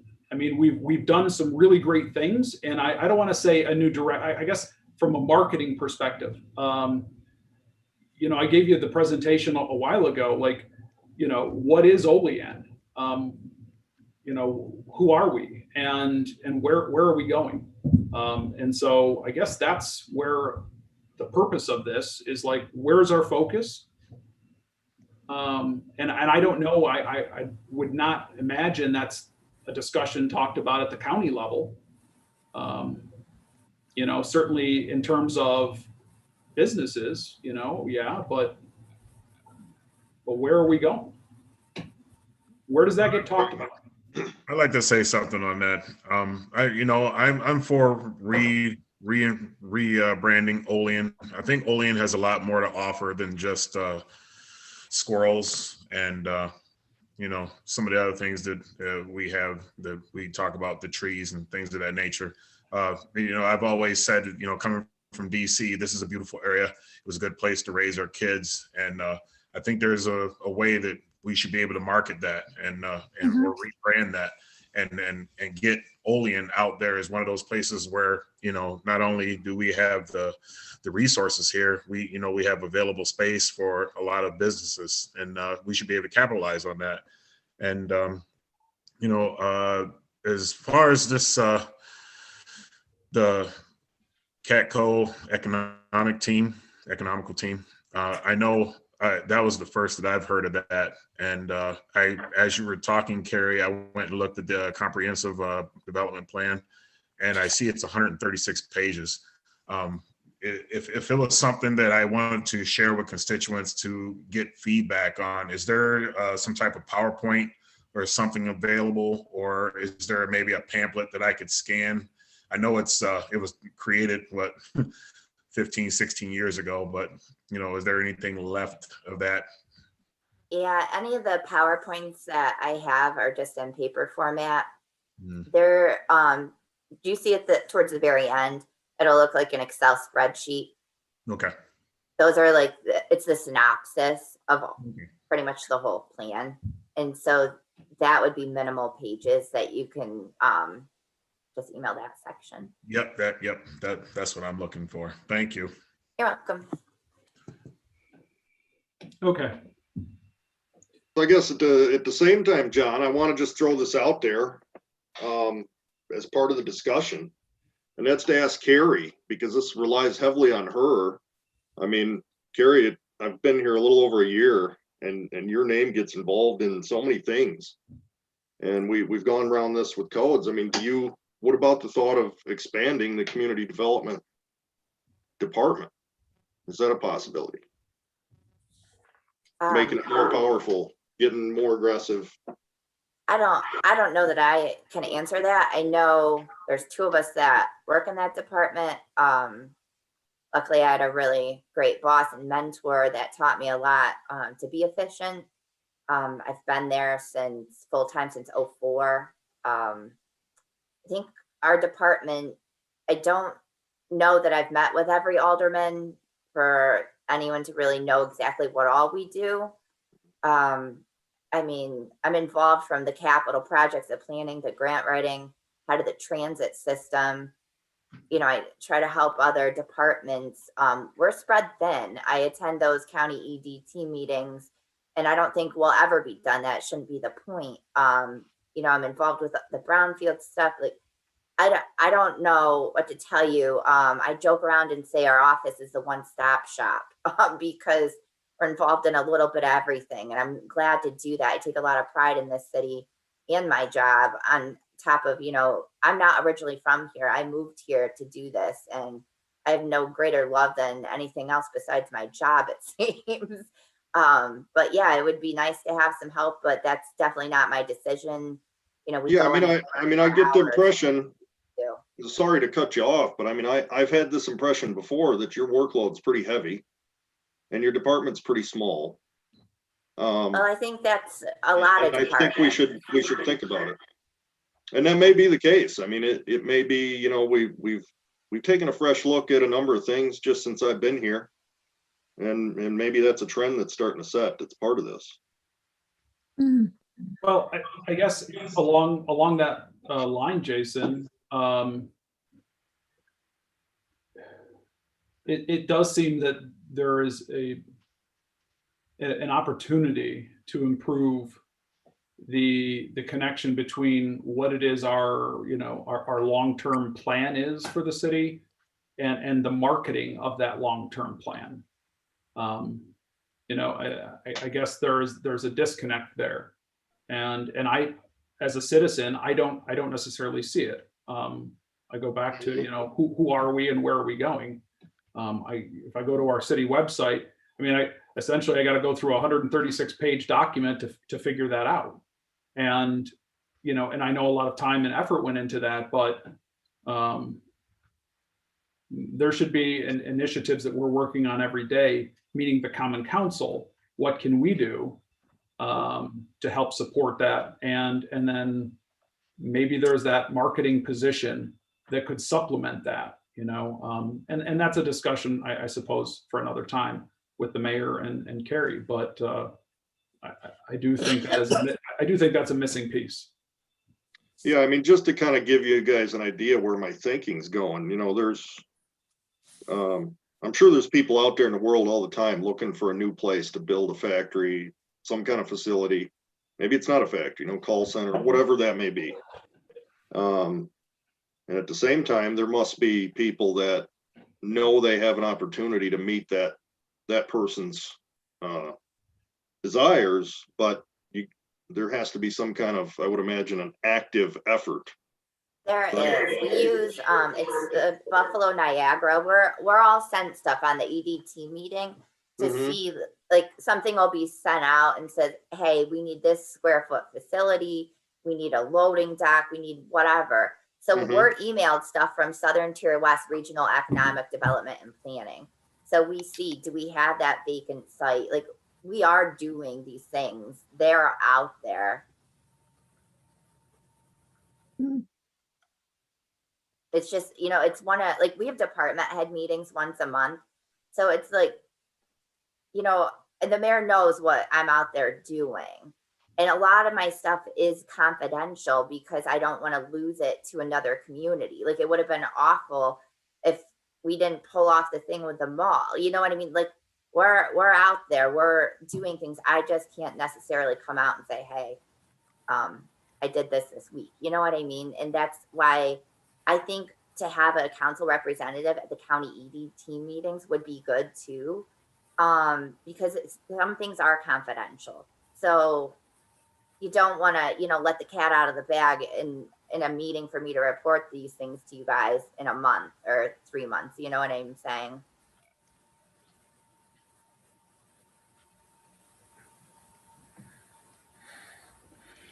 Okay. Any other comments or questions? I guess, just in a nutshell, I think everybody's on track here. We're all looking to, advance Olean. And I think the word communication has been used a lot. So I think we just need to communicate more and work together. So. Okay, so I'm going to make a motion to postpone this PL until the next strategic planning meeting. I would like to revisit it and have some conversations with Bill and Carrie, and again see a different way. I still believe that the mission is still important and still needs to be done, perhaps just in a different format. So I'll make that motion. I'll second it. Seconded by Alderman Gonzalez. All in favor? Aye. Aye. Aye. Opposed? Okay, motion's carried. All right, moving along here. I have a discussion not on the agenda, the Washington Street project change order. Yeah. So is that Bob? If he's on, is Bob still on? He's traveling. Okay. I don't know if are you still with us, Bob? Can you unshare your screen, John, please? Oh, I'm sorry. Thank you, Paul. Yeah, I'm here. I'm just listening in. If you have any questions, I can certainly answer them, but maybe Bill can take the lead on it. Yeah. As you all know, maybe we established a change order policy. Back I'm not sure, last year I believe it was. So with the change order with Washington Street in the amount of $789,270, we need a sign off from the Common Council. So you have approved the project. The bonding has, we just had the meeting on the bonding for that project. This will continue us, or this will be the continuation down to, I believe it is 15th Street with the water line. So we're following policy. We have to come to the council with this change order. So we're looking for your approval or your acknowledgement that you are aware of the change order and you agree with it. And then there's a sign off by the council president. So what I'm not sure is if we have to do that by resolution. I thought we allowed for a vocal, to be honest, Bill, I thought we allowed for a vocal approval from the council on that? Yeah, that's what I thought too, to give the council president the authority to sign off on it. But we want to, the whole idea with this is so that that the council is aware of what's going on, and that with these large change orders, that you're aware of it, and you know what's going on, so. Well, Bill, we're fulfilling a recommendation from BWB that we have that process and procedure in place. So we're adhering to what BWB recommended last year and this year in the audit. Okay. So are there any comments or questions on this change order that's been presented to us? Nope. All right, then can I get a verbal confirmation from all of you to go ahead and sign that? Yes. Sign it. Yes. I'm good. All right, thank you. Now, as for the second one that's here, Bob, you're going to have to help me out here. I'm a little bit confused. Because there is a net change of 0, are we just putting this forth to the council to make them aware that the total project cost will now be $1,885,912? Yeah, I just wanted to give them the full picture. The first change order is the actual work and project cost change for phase 2. And the second one, we have to have an agreement with Northrop as part of the grant requirement, so that they meet Davis Bacon wage rates, so that they meet MWBE requirements and service disabled veterans requirements. So I broke that into a separate change order. There really isn't a cost increase because they've agreed to do that from the start of the project. But the increase in scope is change order 1, the $730,000 change. The total project cost is slightly higher, at least from the bond resolution that you passed, because that includes all the admin costs. But this just includes work with JD Northrop. They'll sign these change orders, when I send them to them tomorrow, and then we'll move on with ordering the material and starting the project. Bob, do you know offhand how much slightly over it was, the bond? The bond resolution is for like 1,950,000, just off the top of my head. Okay. Because there's a consultant fee, and then there's an administrative fee for Municipal Solutions, who is on our bond call. We need their help with granting requirements and submitting with environmental facilities. They're great in kind of steering us, and they helped develop these change orders and a plan to tackle this project after we had bid it out and then got the grant. And they've been invaluable and kind of steering us through. I do want you to be aware that we haven't closed on the grant, but once all this information is collected and completed, we'll submit to environmental facilities. They know what our plan is, and they'll start passing it through their committees for approval. It takes several months, and we've talked about this a couple times. It takes a few months, and then when we sign a financial agreement with the FC, then we can start reimbursing for the project. Okay. Any questions? All right, very good. Thank you. Thanks. Anything else, Bill? I just think that verbal approval for you to also acknowledge this change, this document.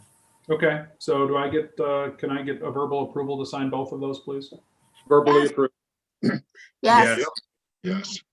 Okay, very good. All right, thank you. Okay, thank you.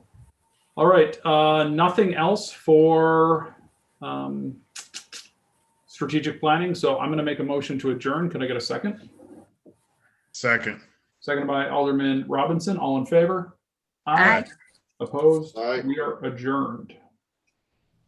Okay, we're going to go right into finance. Let the record show that all aldermen are in attendance. And could I have I'll make a motion to approve our minutes from Tuesday, February 2nd. Can I have a second? Second, Who is that? John. Okay. Sorry, John. Okay, monthly finance and bills. Did anybody have any questions on their bills if you look through them? Seeing none. Unfinished business. Tiffany, do we have any unfinished business? Nope. Okay, new referrals and considerations. A is a discussion about bonding for fleet management equipment. I know we've talked about this and I've brought it up a couple times, and I'm assuming that you guys received the minutes from our last fleet management meeting. I'm sorry, I got a frog in my throat. Meeting. And what we wanted to do is discuss the total that we're looking at bonding for the different equipment. It would be a pumper truck, street sweeper, back truck, wheel loader, and it comes to $1,073,900. And what I want to do, I think Chief Richardson, Tim, are you still there? Yes, I am. Okay. First on the list is the fire pumper truck. If you could just explain the base price and what the total price is going to be. And if anyone has any questions along the way, just stop us. Yes. Thanks, Alderman Witt. Basically, this started back in November. We started with our own kind of fleet committee within the department to go out and spec the type of truck that would do what we needed to do. And then basically we go through Sourcewell, which is it's almost like a giant conglomerate for state bid for large purchases. We've done several things with that company as DPW. The base price of the pumper is $577. And then equipment is $48,000, which is your hose, your ladders, your radios, your portables, and just various equipment that would come with the new truck. Because that's kind of how we, it basically takes some strain off the line items of the budget to go out and purchase it as separate items. That way the truck comes equipped. The one thing with these trucks now is that I have warranty information. The previous truck that was built by Rosenbauer, which is what we're looking at right now, is to pair the ladder truck, which is a 2015 Rosenbauer, and then this truck would be a 2021 Rosenbauer with a similar chassis. So some of the equipment that Mark may have to stock at the city garage will be equal, so we can kind of gain a little bit of advantage there. So basically the total cost of the bond on my end was $625,000. This truck replaces a 1996 pumper. That's the only time we can put that in service right now is in emergency situations, if we have to have a truck out of service for 2 or 3 days and those types of things. Our newest pumper that we have is a 2011. If we follow NFPA recommendations, which we do get a little bit extra out of them, is they recommend 10 years in service as a frontline apparatus, 10 years as reserve, and then you put it to the boneyard, so to speak.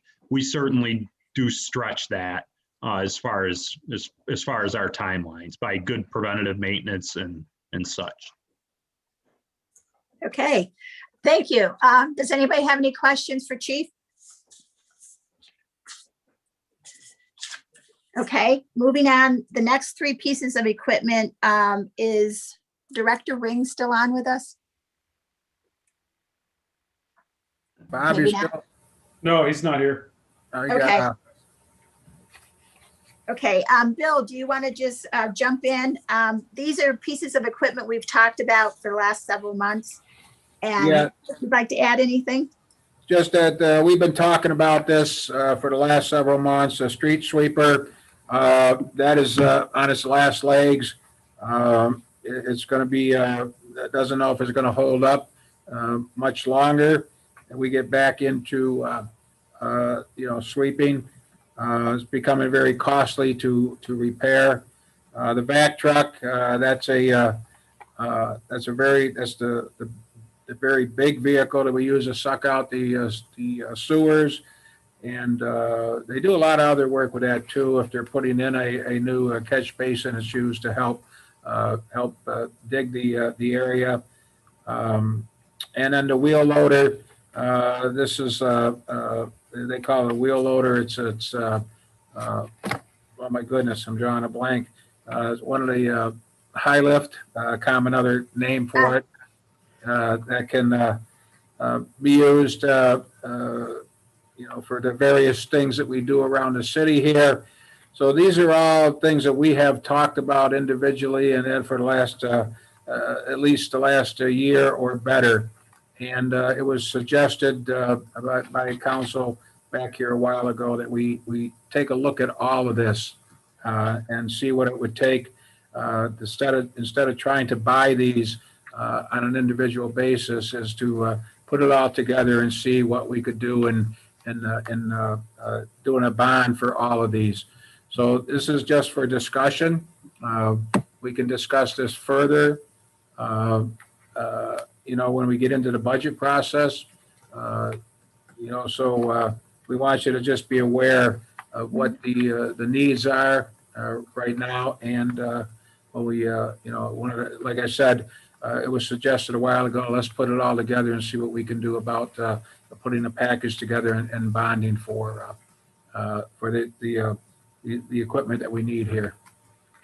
Right. Okay. It Does says anybody on have any here, questions? I'm sorry, Linda, if you look at the minutes from the fleet meeting, it says vac truck 390,000 Onondaga County contract. What that means is that Onondaga County through statement had already purchased one for that price, so they have to hold that price. We would go under Onondaga County's contract, and the manufacturer would have to hold that price for us also. Right. And Bill, correct me if I'm wrong, but most of these pieces of equipment, we try to get at state bid. Yes. Yeah. So we try to get the best price possible. Yes. Does anybody have any questions about the equipment? Anytime you want to talk to Director Ring or Chief Richardson, they can give you more information, but we have been discussing this, and instead of trying to fit something into our budget process, because as you know, each time we do the budget, we tend to either cut something or prioritize. So that's why we're leaning towards bonding for this. So Linda, I have a question. It was on minutes. None of the equipment that we're discussing now, but in there they discussed the Parks tractor. Yes, that's next up for discussion, which we can move right into that if you'd like. Gotcha. Okay. I didn't see. Okay. Oh, it is on there. Okay. Sorry. That's okay. What happened is they have a Parks tractor that they've been having problems with the carbon monoxide building up in the where the cab of it. They sent it back to John Deere. They couldn't find anything wrong. So Mark finally, the guys were actually getting sick riding in this. So he finally took it out of service, and he wanted us to discuss replacing it. One of the things, let's see, I just want to get the price here. For a new one, it would be about $33,975. But what we could do is take part of that money from our fleet account, which I do believe is $17,900. And also, if we were to trade in, the value we would receive is a little over $8,000. So that's partly Mark's putting together figures that we could pay for this tractor. So that was something that we wanted to put up for discussion also tonight. Yes? There's actually two items that they would trade in. One is let's see, we have what did he say here? 8,000 for trade in, and then a wing mower that was at the airport and is sitting at the garage unusable, that we can get 7,800 for that. So the net figure would be for the new tractor would be 17,900. Right. Yeah, and there's also a in the fleet minutes, if you look at them, there's John Deere will let us lease it. It's called a lease. The rate is 3.75. So we could get a 2-year or a 3-year. If we could make the 2 years, basically 2 payments of $9,148 or 3 payments of $6,213. So if we were to go with the 3-year, if we want to get that, we go with a 3-year lease payment that very possibly could be built into the budget to make those payments over a 3-year period, or we could just outright pay, pay $17,900 and get this. Now, the attachments that we have for the current mower will all work on this particular mower, so we do not have to buy new attachments. So that's a plus. Is that a lease to own? Basically, yes. Yeah. So like after that third lease payment, we would own it? Yes. Yeah. Yeah. I do believe that.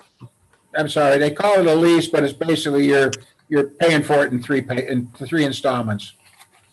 Right. And we have done that with other pieces of equipment and it's worked out well. Mm-hmm. Okay, any other questions? Yeah, the question that I had on this particular piece of equipment was that we're going to go out and buy another John Deere. John Deere wasn't able to fix or find out what the problem was with the carbon monoxide. So I guess we need Bob Ring, but how close in similarity are these two tractors as far as the build? You know what I mean? As far as are we going to expect after 3-4 years to have another carbon monoxide leak, or was there a recall on that last tractor? And then as I was looking at the lease, I did not see any information about a warranty on the new tractor. Yeah, those are questions Vernon and I asked in the fleet meeting, and the response from Mark Donahue was that the cab has been restructured in the new vehicle, and also the exhaust system has been moved away from the cab, is what I believe he told me there. And as for the warranty, we can find that out. We can let everybody know what that is, the warranty on it. So. And the others, the small, it was just a small thing, but to pay on it for 3 years, you're going to pay an extra $300. So after you add it all up, that was all. Okay. Yeah. Mm-hmm. Nope, these are questions we can take back to Mark for our next fleet. So what you're saying is, would you rather do the 2-year deal? I'm saying if it's possible, do one payment and maybe cut somewhere else for 1 year. If not, then go up to 2 as a last resort, but paying for 3, I don't think there's a need for that. I think the warranty will be long gone by then. Okay. You said the money was already in the budget, right, Linda? 17.9. It's in the This year's fleet account. budget. We have a fleet account. Yeah. Bill? Yeah, so since the money's already there, I would say, why don't we just pay for it? I don't know, maybe I'm speaking out of turn. What do you think, Fred? I think there's $52,000 off the top of my head. There's $52,000 available in the fleet maintenance account. So I would say that would be a good use of those funds. But I think we'd have to have another fleet meeting to make sure that people agree with me. Okay. And that's, I do believe our next meeting is March 12th. Yes. So yeah, we can bring it back to the fleet management and look at the funding and let you know. Any other questions on these two topics? No? Okay, any committee reports? Okay, then seeing no questions and no committee reports, I'll take a motion to adjourn. Second. So moved. Okay. Okay, guys, thank you for your input and we'll take that back to fleet. And All right. thank you, Bill. Thanks, everybody. Have a good night. Have a good night. Night. Thank you, Tim. Yeah, well,